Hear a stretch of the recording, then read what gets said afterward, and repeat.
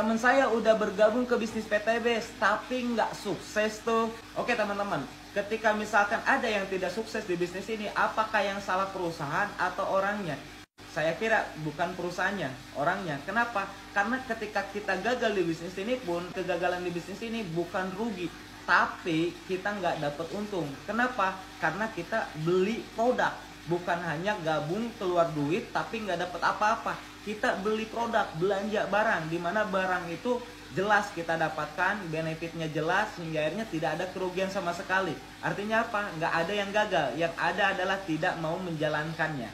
Nah, ketika teman-teman mau menjalankan bisnis ini, teman-teman harus punya keahliannya. Nggak hanya sekadar gabung, diam, dapat duit. Enggak. Semua orang yang berhasil di bisnis ini karena dia berproses dan dia mempelajari ilmu-ilmunya, dia memiliki keahliannya. Lalu keahlian apa yang harus kita pelajari untuk mendukung kita bisa sukses di bisnis ini?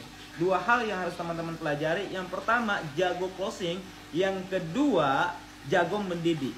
Nah, pertama jago closing, baik itu ketika teman-teman menjual produknya secara eceran atau menjual produknya secara paket, teman-teman harus memiliki keahliannya.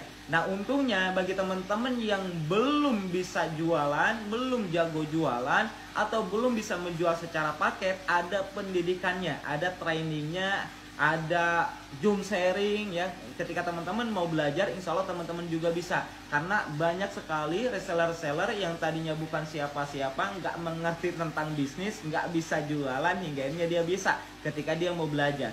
Tapi apakah cukup dengan jago closing? Kita pengen punya bisnis sistemnya besar, jangka panjang, di mana kita bisa mendapatkan penghasilan jauh lebih besar, Anda harus jago mendidik, bukan hanya sekedar jago closing.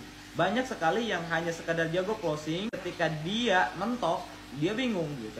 Yang ahli hanya dia sendiri. Tapi ketika ada orang yang bisa jago closing dan jago mendidik, insya Allah dia punya bisnis yang besar. Bahkan dia tidak closing pun bisa mendapatkan penghasilan. Artinya ketika teman-teman memiliki dua hal ini, saya yakin insya Allah kesuksesan bisa teman-teman raih. Bukan hanya sekadar mendapatkan penghasilan yang besar, tapi teman-teman bisa mewujudkan impian teman-teman semua.